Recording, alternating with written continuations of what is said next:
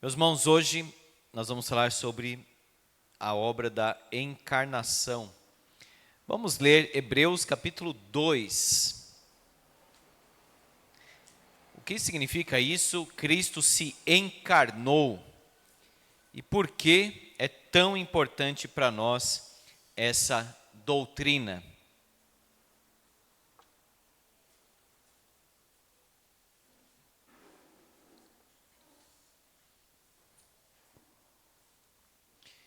Meus irmãos, às vezes nós pensamos assim, não, eu quero mais questão prática e não doutrina, mas o que fundamenta a prática é a doutrina. Então, por isso que nós precisamos conhecer esses pontos da nossa doutrina. Hebreus 2,14. Olha só, visto, pois, que os filhos têm participação comum de carne e sangue, destes também ele, ou seja, Jesus, igualmente participou, para que por sua morte destruísse aquele que tem o poder da morte, a saber, o diabo, e livrasse todos que pelo pavor da morte estavam sujeitos à escravidão por toda a vida. Olha só uma versão mais simples de entender, que é a NVT, nova versão transformadora, que pode ser útil para consulta e para ler com as crianças também. Olha só, o mesmo versículo, mas com palavras mais simples. Visto, portanto, que os filhos são seres humanos, está falando dos filhos aqui, porque antes Jesus, ele chama os pecadores redimidos de irmãos. Aqui estou eu e os filhos que Deus me deu. Então Jesus nos chamando de irmãos e filhos. Então, visto, portanto, que os filhos são seres humanos, feitos de carne e sangue, o Filho, agora Jesus, também se tornou carne e sangue. Ele se tornou carne e sangue, pois somente assim ele poderia morrer. E somente ao morrer destruiria o diabo, que tinha o poder da morte. Já no começo aqui da era cristã, tinha uma doutrina que falava assim, que Jesus não veio em carne e osso, porque ele era Deus. Então era como se fosse uma aparência. Ele não poderia, sendo Deus, se tornar carne e osso. De vez em quando volta alguma coisa nesse sentido, dizendo que Jesus não era exatamente humano, ele tinha uma aparência humana. Então ele não morreu, esse é o problema maior.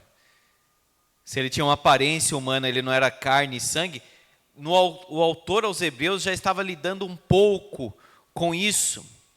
Porque para a filosofia grega, boa parte, né? O corpo seria a prisão da alma. Então, quando o homem, ele se coloca assim dentro de um corpo, é como se ele estivesse limitado. Morreu, aí ele está livre. Por exemplo, quando tem velório, às vezes a gente fala assim, ele não está mais aqui. Seria certo dizer ele não está mais aqui?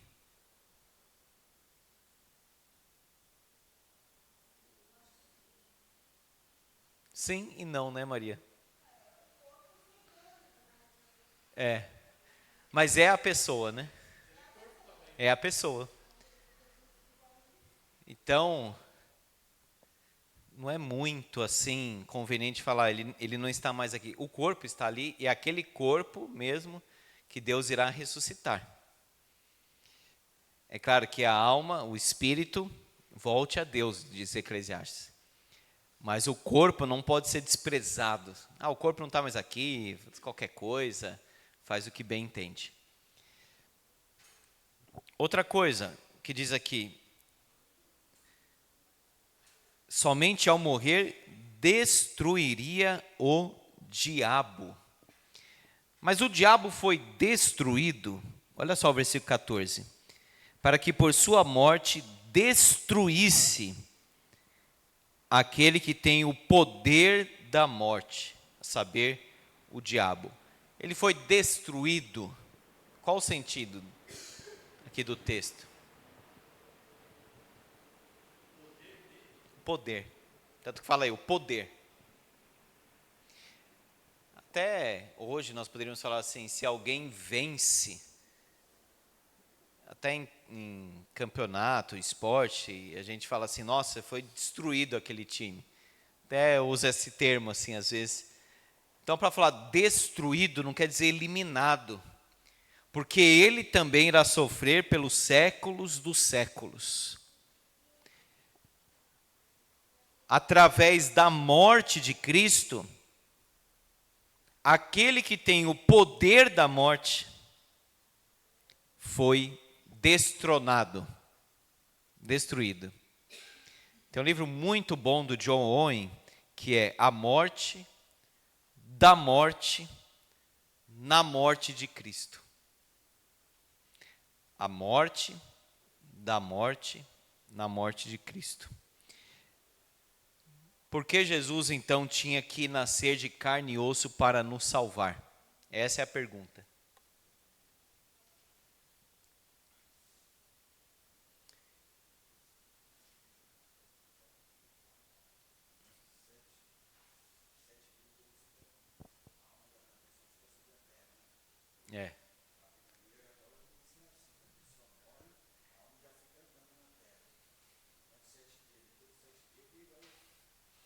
É por isso que tem missa de sétimo dia, tem toda uma invenção, né?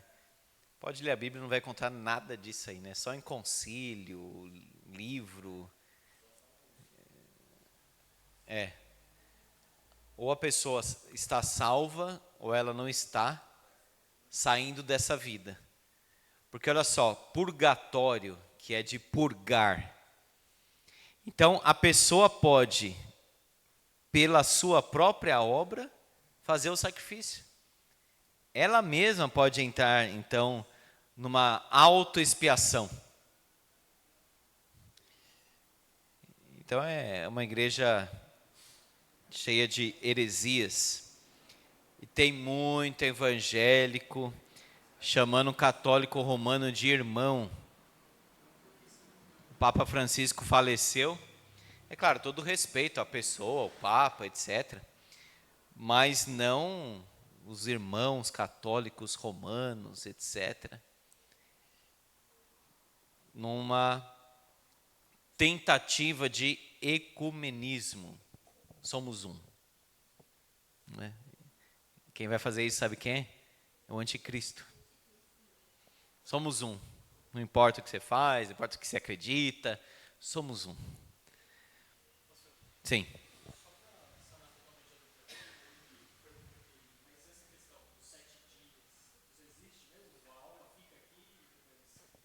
A Bíblia sempre fala, quando morre, já parte para estar com o Senhor.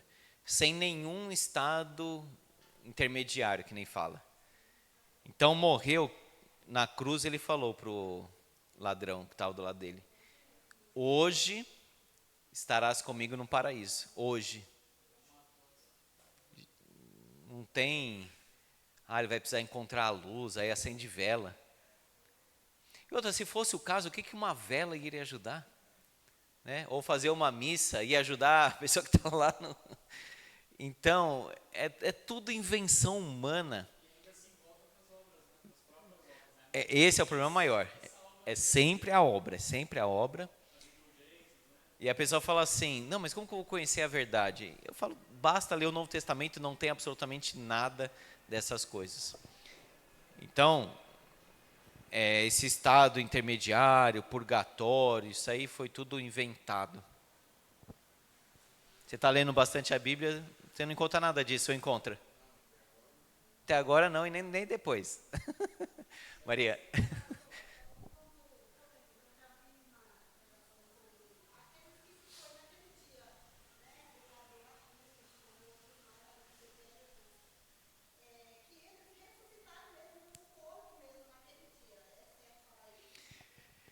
Isso, olha só.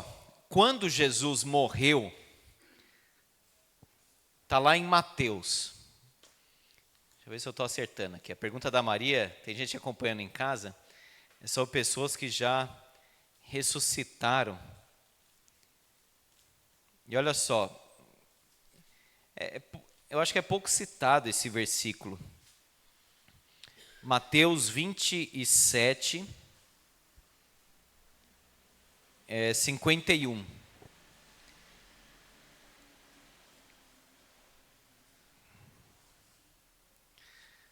Vamos supor, Daniel Escobar, você, no tempo de Deus, morreu. Você vai querer ressuscitar, voltar, fazer alguma coisa aqui ou não? Qual que seria o sentido disso? Né? Então, por que Deus faria isso?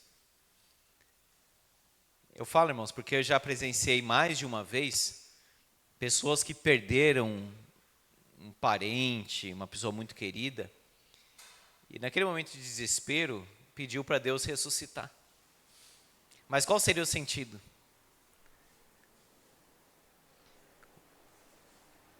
Quem diz que Deus faria isso? Mas, em alguns momentos, como no caso de Lázaro, no ministério de Jesus, no ministério dos apóstolos, isso poderia acontecer ocasionalmente. Mas você não vê isso acontecendo o tempo todo, muito menos na história da igreja. Mas olha só, Maria, Mateus 27, versículo 51. Eis que o véu do santuário se rasgou em duas partes, de alto a baixo. Tremeu a terra quando Jesus morreu, né? Tremeu a terra, fenderam-se as rochas, abriram-se os sepulcros, e muitos corpos de santos que dormiam ressuscitaram. E saindo dos sepulcros, depois da ressurreição de Jesus, entraram na cidade santa e apareceram a muitos. Porque depois da ressurreição de Jesus, para que ele seja a primícia, né, o primeiro. Então, isso aconteceu, foi um espanto e foi um sinal. Quando Jesus morreu, por que aquele centurião bateu no peito e falou, esse era o Filho de Deus? Porque muitas coisas aconteceram. Ficou evidente, sinais assim, gloriosos. Imagina, mortos ressuscitaram e entraram na cidade santa. Contudo, no capítulo 28, veja aí.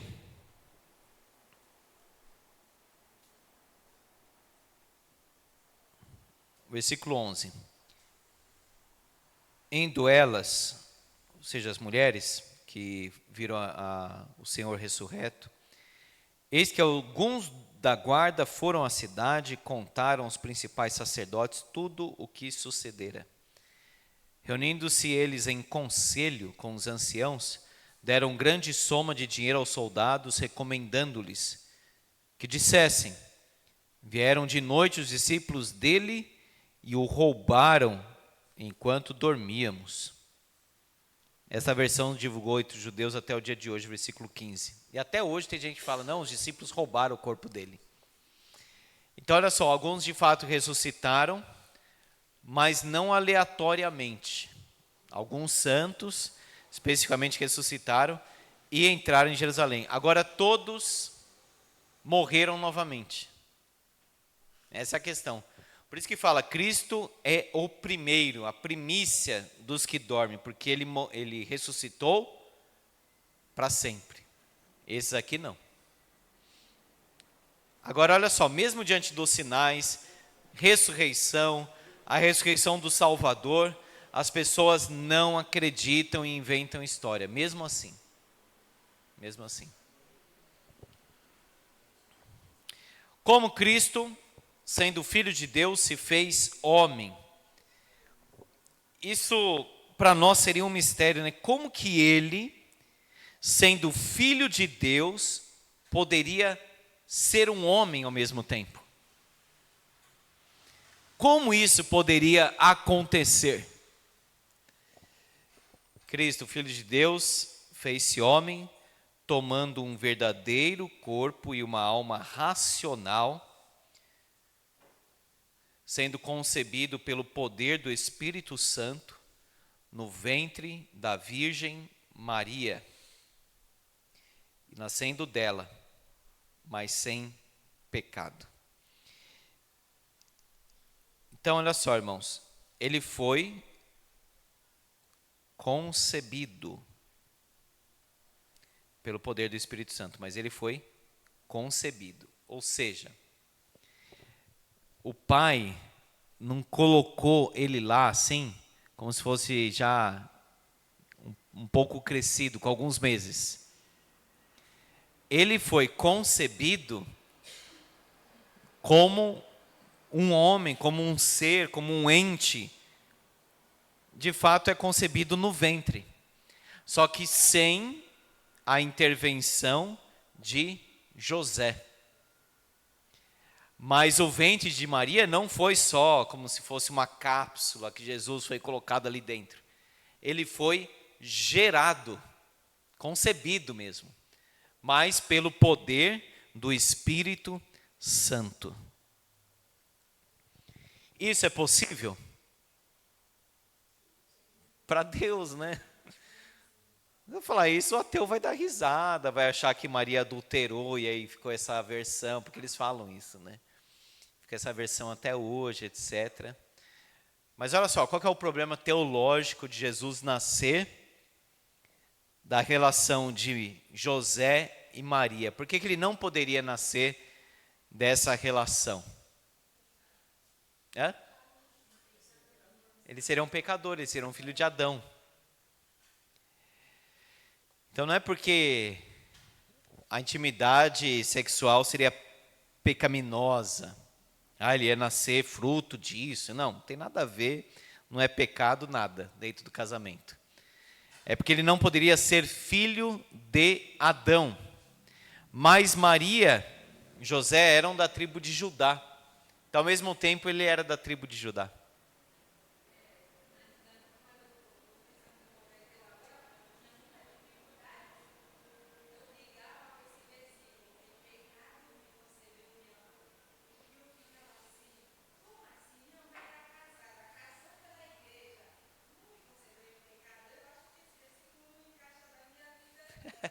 A gente falou disso uma vez aqui até, porque no primeiro momento o pessoal pode achar que está falando da própria relação do casal ali, do ato, né? Em pecado me concebeu. Mas é porque foi concebido, já está a sementinha ali do pecado. A criança a gente não ensina a desobedecer, a gente tem que ensinar a obedecer.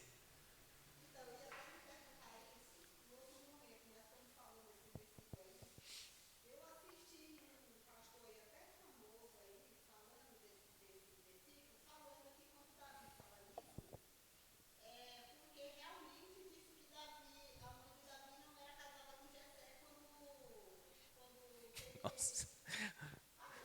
É de onde, né? Essas pessoas. E o caçula ainda, né? Até ali. E mesmo se fosse, Davi não ia falar isso, nem ia colocar. O que Davi ia colocar isso no Salmo 51, que é o Salmo de confissão? 51:10, eu acho. Por que ele fala isso? Ele está dizendo o seguinte: este problema do pecado me acompanha desde o meu nascimento. É como se ele estivesse olhando para a vida dele e ele vê a presença do pecado. Ele está se reconhecendo pecador diante de Deus. Agora, que sentido teria ele estar fazendo uma referência à mãe dele, se era casada? Não era nesse contexto aí. É um salmo de confissão de pecado. Ele está falando da vida dele. E mesmo se fosse o caso, as pessoas tiram coisas e falam, mas de onde tirou isso, né? 51:5. O 10 é cria em mim um coração puro, né? Mesmo se fosse o caso, ele já sendo caçula, ele não ia trazer uma referência da mãe dele nesse sentido. Porque ainda que... Primeiro que não tem aquele casamento formal narrado em todo o caso. Ela casou e tal. Já era uma questão cultural casar. Ninguém do nada assim juntava, como acontece hoje. Então não se supunha que a pessoa não era casada. Pagava o dote, estava casado, perante testemunha e família. Não é que nem hoje que o Estado que casa, né? Hoje eu tenho uma certa aversão com isso aí, de dar ao Estado o poder de... Então. E o Estado que vai dar essa condição de casado, né? Antes era algo mais profundo. Hoje a gente vem na igreja para pedir a bênção de Deus, testemunhar, mas quem dá esse estado assim de casado é o Estado, né? No cartório, lei, etc.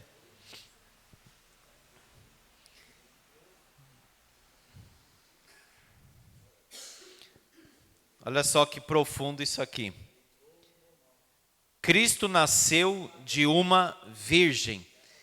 E, meus irmãos, o entendimento mais comum da Bíblia, mais natural, mais simples de se entender o texto, é que ela era virgem até o nascimento de Jesus. José não teve relação com Maria até o nascimento de Jesus. Depois, obviamente, tiveram uma vida comum. Como casal, ele teve irmão, e não era primo, é irmão. Irmão. Dá uma coisa assim, falar a Virgem Maria, a perpetuidade, né, da sua condição, tal. Não, fala que é primo. Só que tem aquele texto que fala, os teus irmãos estão ali fora. Aí ele fala, os meus irmãos são os que fazem a vontade de Deus. Então já não dá para aplicar esse sentido, né? Cita até os nomes, né? Então seria pecado casar e não ter relação.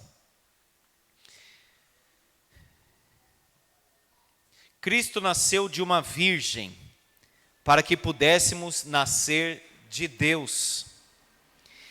Ele tomou nossa carne para que pudesse nos dar seu espírito.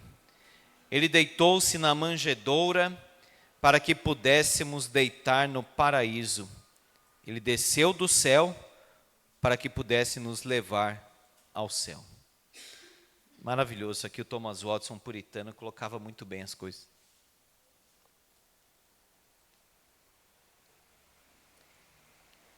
Uma vez eu ouvi uma ilustração muito interessante. Vamos supor, só supondo, tá? Não aconteceu, não tem nada a ver assim de realidade, é só uma ilustração.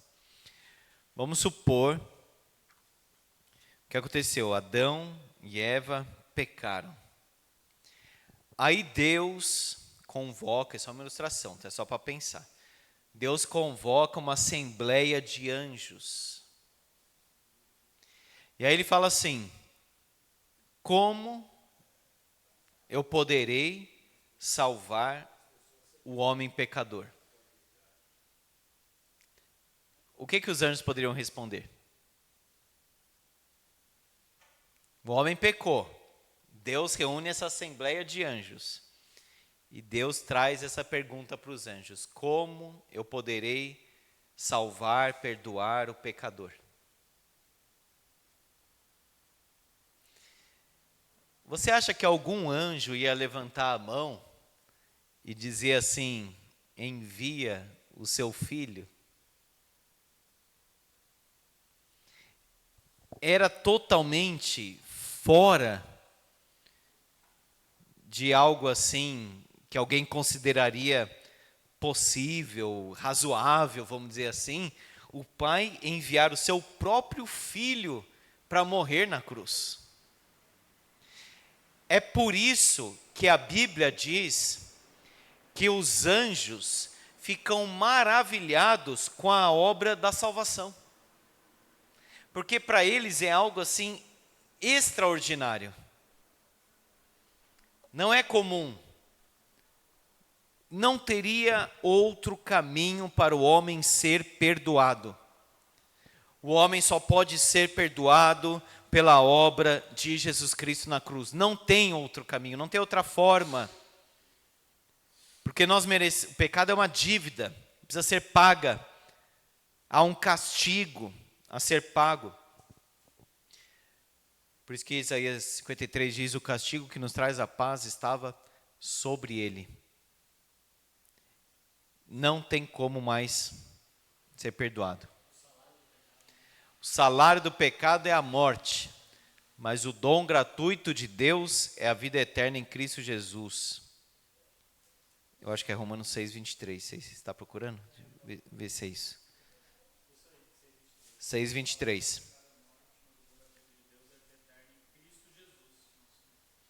Você que está resumindo tudo, né? Aqui resumiu tudo. Tem versículo que é tão condensado, assim, tem tudo, né? Olha só, 6:23. Isso aí é bom anotar, grifar. Quanto ao pecado, a morte, ou seja, a separação de Deus, a separação da vida, isso é um salário. A empresa não fala assim: olha, você trabalhou esse mês todo, então você é muito bondoso com você, aqui está o seu salário, olha como eu sou bondoso. Não, salário é um salário, né? O pagamento. Você merece nesse sentido. Agora, quando fala a vida eterna, aí não fala salário. Porque ninguém merece, não é um pagamento por alguma coisa. É um dom gratuito de Deus. O dom gratuito de Deus é a vida eterna em Cristo Jesus, nosso Senhor. Esse é o puro evangelho. O homem merece a condenação, a morte. O homem se desligou, ele rompeu com Deus. E ele só pode ter a vida eterna, ou seja, a vida de Deus. A vida eterna não é viver eternamente aqui nesse texto. Olha só, veja aí. O salário do pecado é a morte. Mas o dom gratuito de Deus é a vida eterna em Cristo Jesus, nosso Senhor. Viver eternamente, o pecador que não se arrependeu também vai viver. Então não está falando dessa vida eterna. Está falando da vida do Deus eterno. Está falando da qualidade da vida. A vida eterna. A bênção eterna. A felicidade eterna. Não é só, então, a questão da vida no sentido da existência. Porque Satanás vai viver para sempre. Os ímpios também viverão para sempre. Jesus, então, como está lá em Lucas capítulo 1, ele foi concebido no poder do Espírito Santo. Vamos ver lá em Lucas 1. Essa obra foi maravilhosa do Espírito Santo gerando vida. E Davi diz que a vida também é um ato de Deus no ventre da mulher. A vida. É Deus que coloca a mão, é Deus que dá a forma. Por isso que os cristãos, eles são contra o aborto. Porque a vida quem dá é Deus, quem forma é Deus, desde a concepção. Sistema nervoso, quando tem isso, tem aquilo, aí começa a vida. Não, desde a concepção. Então, por isso que o cristão é contra o aborto em qualquer situação. Com certeza. Evolucionista, materialista, tirando Deus da jogada, totalmente. Então, aborto é assassinato. Morre mais criança hoje do que na guerra, por causa de aborto. Imagina as mãos cheias de sangue. É algo terrível. Então aqui quando fala que, olha só, Maria, primeiro ela fica com medo. Alegra-te muito favorecida, o Senhor é contigo, versículo 28. 30. Mas o anjo lhe disse: Maria, não temas, porque achaste o que, irmãos? Graça diante de Deus. Se ela achou graça diante de Deus, aí o pessoal tenta mudar um pouquinho, assim, agraciada, né? Mas a ideia de achar graça, irmãos, é que ela era pecadora mesmo. Uma mulher de Deus, mas pecadora, muito novinha aqui, casava cedo antes, mas uma maturidade já bem desenvolvida, vamos dizer assim. Não, pode falar, é bom. Mas é interessante porque se ela fosse perfeita, ela não precisaria achar graça. Exato. E a mesma coisa de Noé, achar graça. Então, qual seria o exercício da graça?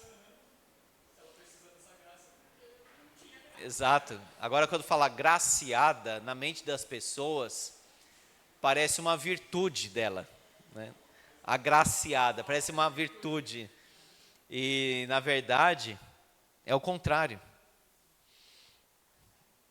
Eis que conceberás e darás à luz um filho, a quem chamarás pelo nome de Jesus. Aí Maria pergunta, 34. Então disse Maria ao anjo: como será isto, pois não tenho relação com homem algum? Respondeu-lhe o anjo: descerá sobre ti o Espírito Santo, o poder do Altíssimo te envolverá com a sua sombra, por isso também um ente santo que há de nascer será chamado Filho de Deus. Então olha só, o versículo 35 está falando que o Espírito Santo ia gerar aquela vida, e não só gerar, preservar o ente, o ser santo. Jesus nasceu então santo, sem mácula, nessa obra maravilhosa da concepção, gerado pelo Espírito Santo. Pode o ateu dar risada, o pessoal achar que isso é absurdo, tal. Deus é um Deus de milagre e só poderia ser assim o nascimento dele. Como que o Filho de Deus poderia nascer sem ser filho de Adão? Olha aí como Deus fez. Agora é incrível que Jesus se encarne, entre na nossa história. Vindo a plenitude dos tempos, Deus enviou seu Filho. A plenitude dos tempos se refere ao tempo certo do Senhor, ao tempo prometido, ao tempo cumprido, ao tempo cheio. Vindo a plenitude dos tempos, Ele enviou o seu Filho. Jesus não se apegou ao fato de ser Deus, Ele não se agarrou a isso. Ele se esvaziou, não da sua divindade. Ele se esvaziou da sua glória, se fez carne, servo, olha só. Se esvaziou assumindo a forma de servo. Semelhança de homens, reconhecido em figura humana, se humilhou, tornando-se obediente até a morte e morte de cruz. A gente pensa muito na cruz e pouco na encarnação. Não é verdade isso? Ah, Deus me ama. Você pensa assim, Ele morreu por mim. Correto, mas a gente precisa pensar também que Ele se encarnou. Nós precisamos olhar para todo o ministério de Jesus. Ele se encarnou, Ele viveu entre nós, seu ministério, sua obra na cruz, ressurreição, ascensão, segunda vinda. Esse é o assunto, esta é a mensagem. Ele se humilhou e Deus o exaltou, lhe deu o nome que está acima de todo nome. Não tem nome de anjo, não tem papa, não tem pastor, não tem nenhum outro homem, apóstolo, não tem nada. Só o nome de Jesus foi exaltado. E todo joelho, olha só, para que ao nome de Jesus se dobre todo o joelho nos céus, na terra e debaixo da terra, e toda língua confesse que Jesus Cristo é Senhor para a glória de Deus Pai. Vai confessar, irá reconhecer que Jesus é Senhor. Como ele viveu perfeitamente humano, completamente humano, uma pessoa no sentido completo, quando nós falamos, Senhor, está difícil. Senhor, eu não estou conseguindo resistir à tentação. Senhor, a provação está muito forte. Ele sabe por experiência o que nós estamos passando. Ele passou. Por isso que diz aqui, Hebreus 4, 14 a 16. Ele pode se compadecer das nossas fraquezas. Ele foi tentado em todas as coisas, a nossa semelhança, mas sem pecado. Jesus foi tentado? Foi, de uma forma real, não teatral. Porque assim, é fácil a gente entender, a gente pecador ser tentado. É tentado pelo pecado porque é pecador. Agora, como que Jesus foi tentado não sendo pecador? Porque ele tinha que tomar a decisão sempre da obediência. Sendo Deus, preservando a sua santidade, mas como homem, lutando contra o pecado. Sabe, porque a gente pensa assim, para ele foi fácil porque ele era Deus, mas ele era homem, a gente está dividindo de uma forma errada a pessoa de Cristo. Sobre o Natal. O que os anjos, os pastores e os magos fizeram diante do nascimento de Jesus? Os magos chegaram depois, né? Já estava 1 ano e meio, 2 anos. Mas o que os anjos fizeram no dia de Natal? O que os pastores fizeram? O que os magos, os sábios do Oriente fizeram quando chegaram na casa? Porque Jesus tinha nascido. Os 3 fizeram a mesma coisa. Uma atitude. Ajoelharam, adoraram. Então, na Bíblia não tem de fato escrito assim, comemore o Natal, celebre o Natal, muito menos data, qualquer referência. Mas, diante do nascimento de Cristo, o fato de Jesus ter vindo a este mundo, isso produziu adoração. Os anjos falaram o seguinte: glória a Deus nas maiores alturas, e paz na terra entre os homens a quem Ele quer bem. Não é paz na terra entre os homens, como que é? De boa vontade. Legião da boa vontade. Tem boa vontade o homem? Até pode ter, mas não perfeita aos olhos de Deus. Então, olha só, paz na terra entre os homens a quem Ele quer bem. Uma milícia, uma multidão de anjos adorando ali Jesus. Então, meus irmãos, diante do nascimento de Jesus, da encarnação, Ele se encarnar, Ele descer até nós, viver entre nós, conviver, comer a nossa comida, pisar o nosso chão, conversar conosco, morrer em nosso lugar, nós temos que adorar. No culto nós adoramos Jesus.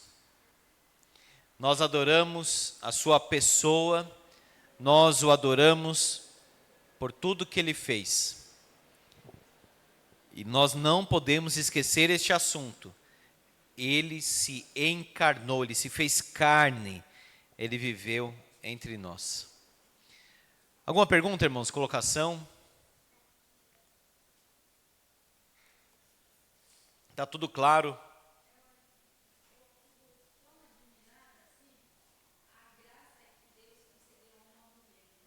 Sim.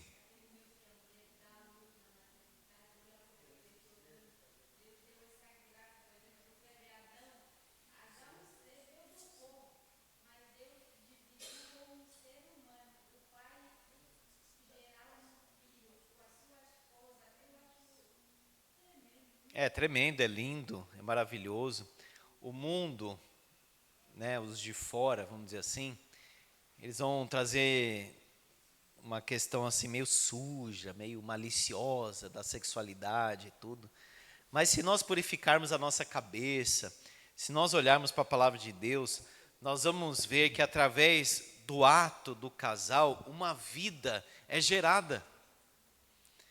Então Deus perpetua os seus filhos, a família da aliança, através do ato conjugal.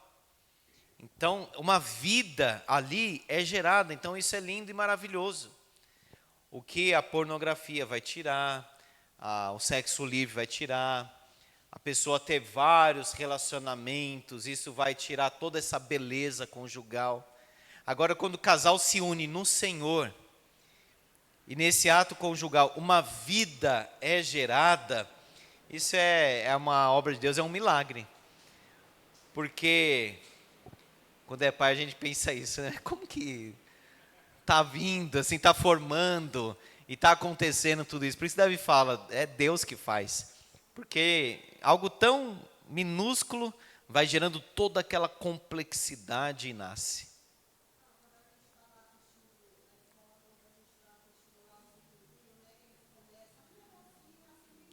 Exato, é.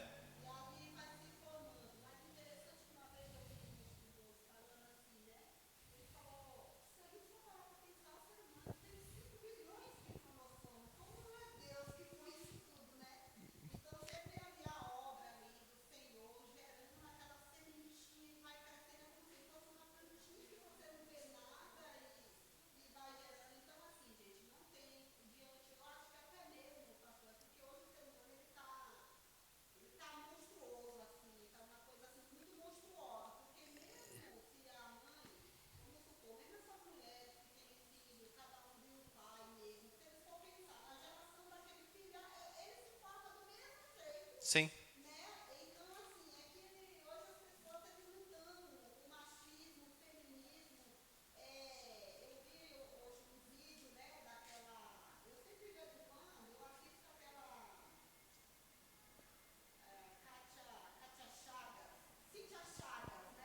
Não conheço.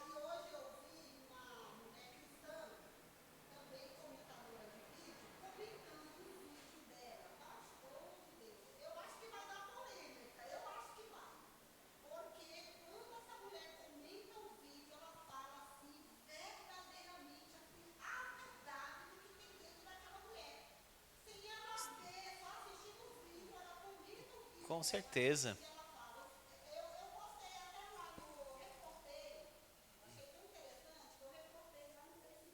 Aham.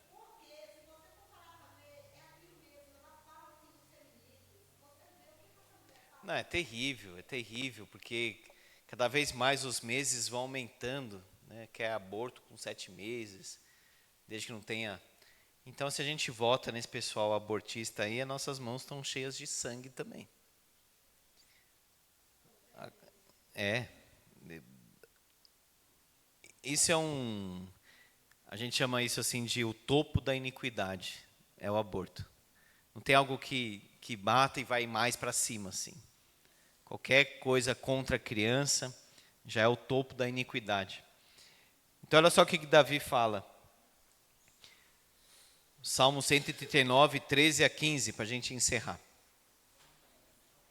Salmo 139, 13 a 15. Por isso que gerar a vida, e é interessante que essa questão de ser mãe é algo muito profundo, porque aquela vida está literalmente dentro da mãe.